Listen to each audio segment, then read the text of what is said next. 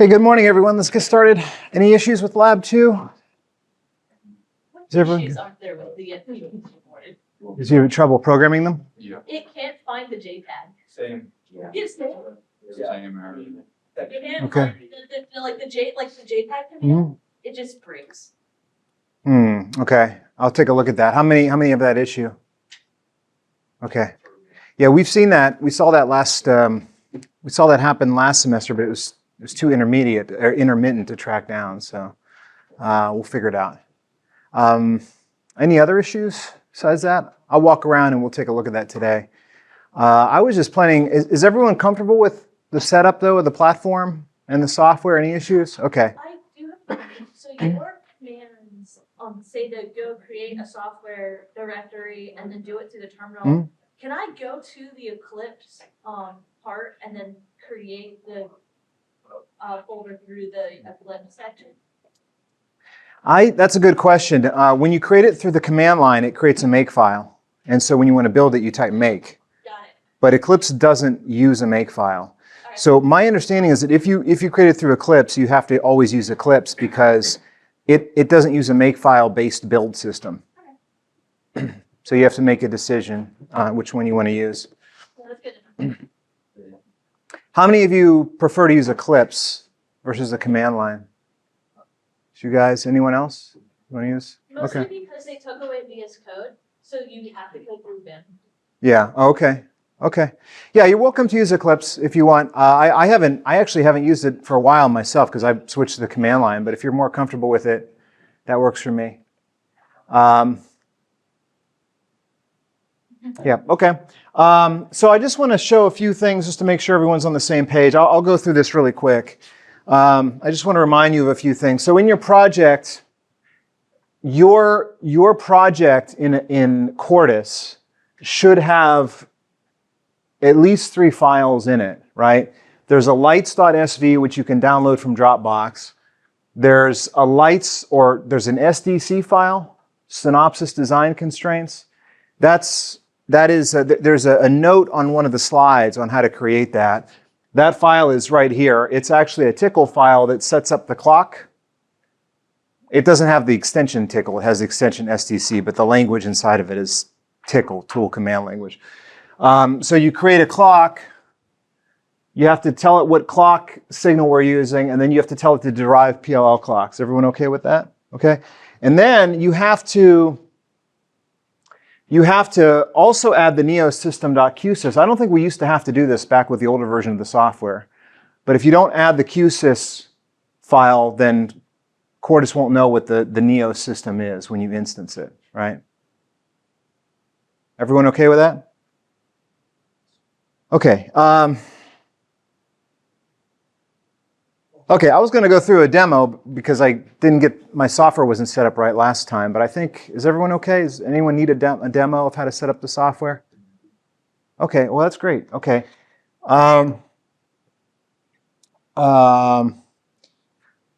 What else? So we have a quiz for this week on SystemVerilog. Is everyone comfortable with SystemVerilog? I blew through it kind of fast, but that's because all of you have taken 611. Everyone comfortable with that material? I think I got through most of I'm not sure actually. Let me just double check that, make sure everyone's okay with the SystemVerilog material.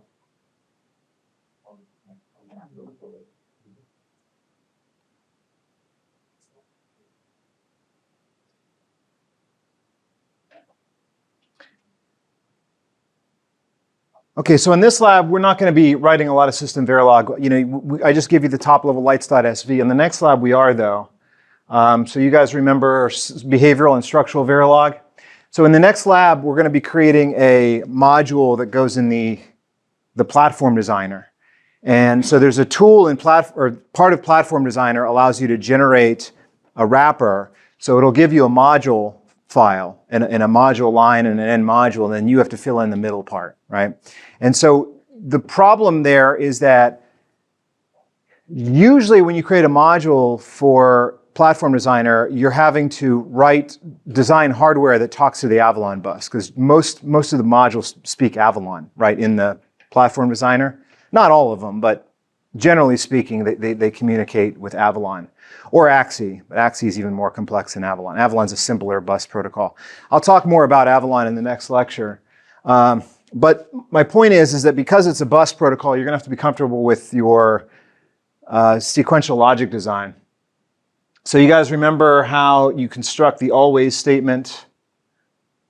So if you want to create sequential logic or clocked logic with an always statement, in SystemVerilog, usually you would say always underscore FF, because that way the compiler can confirm that you actually have well-defined clocked logic in there. However, the problem is that you have to actually use Verilog when you create a module, a NEOS module. So we'll have to use just the always at pause edge clock without the underscore FF. Does that make sense? So this slide shows the always underscore FF, but when you create your module for lab 3, it'll just be an always statement. And then here's an example of a counter. So this is more than just a flip-flop. This is actually a counter circuit. So this thing takes a clock, and it has features that are built into it. You can reset the count. You can tell it to count up. You can tell it to count down. The reason I'm emphasizing this is because in the next lab, we're going to create a counter to create the pulse width modulated signal. We're going to create a PWM signal in Verilog. In lab 2, you're doing it in software, right?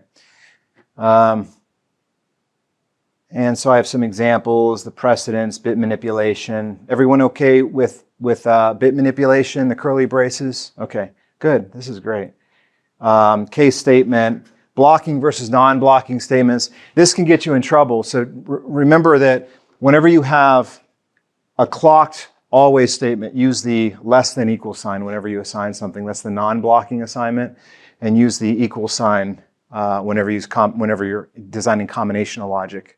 In an always. I mean, both of these apply to always statements, but now you might say, wait a second, you just broke your own rule there because you have an always flip-flop and you've got equal signs there.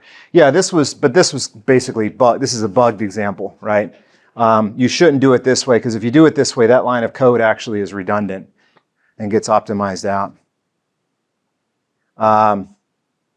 Oh, and one other thing too, I'm glad. The SystemVerilog, you declare all your signals as logic, right? But in Verilog, there's actually 2 types you have to use. There's wire and reg instead of logic. The difference is they're the same thing, except wire is used for anything that's driven by structural Verilog, like by another module, output port on another module, or an assign statement, whereas a reg would be anything driven by an always statement. And if you get them mixed up, you'll get a compiler error, which is not a big deal. Usually you know exactly what it is. The compiler will flag the line of code and you just go in and change it. But because we have to use Verilog with the platform designer, you just have to remember that it's logic and wire instead of, wire and reg instead of logic. Now you might say, oh, wait a minute, is reg register? Is that what that stands for? No. I don't know what reg stands for, but it doesn't stand for register because even if you create combinational logic in an always block and you set a signal in there, you drive a signal in there, it still has to be declared as reg, which never made any sense to me. But that's the reason why they changed it to logic in SystemVerilog, because it was endlessly confusing. Okay, and then we have parameters. I don't think we need parameters for the lab, but parameters are the way that you can customize a module. So when you declare the module, and the syntax here is really strange. I always have to look it up. When you declare a module, you can have this hash sign, pound sign here, after the module name, and then in parentheses, you can list your parameters, separated with commas, and you can have default values for them. And then you have end parenthesis and begin parenthesis here, and then you have your port list, right? So the parameter list is started with this hash sign, right? Now the reason you use parameters is if you want your module to have some like a way to customize it. Like for example, if you're creating a multiplier, you may want to have the multiplier size defined as a parameter. So like you can have one multiplier module, but that could be a 16-bit multiplier or an 8-bit multiplier or a 32-bit multiplier, right? Depending on how you set it up. If you have a, if you have like, in the case of in the case of Lab 3, you may want to use a parameter for the pulse width modulation frequency or something like that. So you can, or the period. So you can define that as a parameter. Now the problem is that, notice that the parameter list is ordered with, you have module name, then the parameters, then the ports, right? But when you use a module with parameters, you have the module name, then the parameters list, which are set up much like the port maps, where you say dot parameter name and then parentheses the value you want to assign to it. And then after the parameters, then you give the instance name and then the port map, right? They might say, what's the big deal about that? Well, because notice when you declare the module, the parameters come immediately before the port map, whereas when you instance the module, you have to insert that instance name in between those two things. Does that make sense? Right? So I never forget, I never remember the exact setup here, so I always have to refer back to this slide whenever I'm using parameters. You guys with me? By the way, parameters are usually used with bit widths, right? Whenever you're indexing bits inside the module, then the parameter name would be used in that. Or like you can even use them with in an if condition, right? Okay, and then finally the generate statement. I'm not sure if I talked about this when you guys took 611. The generate statement allows you to have the compiler stamp out multiple copies of a module. So this will be needed for Lab 3 if you want to create a separate pulse width modulator for each LED, and there's 26 LEDs, you're going to want to like replicate that 26 times. So generate is a great way to do that. You can also just copy and paste, right? But then you run the risk of copy and paste errors. I don't know if you guys ever like copied and pasted something, you forgot to update something in the pasted code, and then you had a bug. The generate statement is a more elegant way to do that, but the syntax, again, the syntax is strange. You have to declare a genvar I. It doesn't have to be I, but it's usually I. It's iterator variable. And then you say generate for I equals 0, I less than n, I equals I plus 1. There's no I plus plus. I don't know why. And then you have begin, colon, the gen name, whatever you want to call this generate statement. And then you have end and end generate at the end. And then anything between where you have begin, colon, the generator name, and the end, this code is what's going to get stamped out. So in this case, you can see I've got adders in here. So I'm going to create a bunch of 8-bit adders with carries connected by carry chain, right? To implement a 32-bit adder, right? And so notice that the I variable here is used in this indexing operation. So I've got this thing called big A. Big A is 32 bits. And when I create each one of these 8-bit adders, I wire up a slice of big A. And it's an 8-bit slice. And the 8 bits are defined by 8 times I plus 7 down to 8 times I, right? So when I is 0, this would be 7 down to 0. When I is 1, this would be 15 down to 8, right? And so on. Right, so basically I'm using the genvar here to define the slices of these larger signals that I'm going to connect to each one of these smaller adders that I'm generating. Does it make sense? So just to be clear, this generate loop is getting unrolled, right? When you compile it, it's going to be, the loop is actually looping in the compiler, not in the hardware.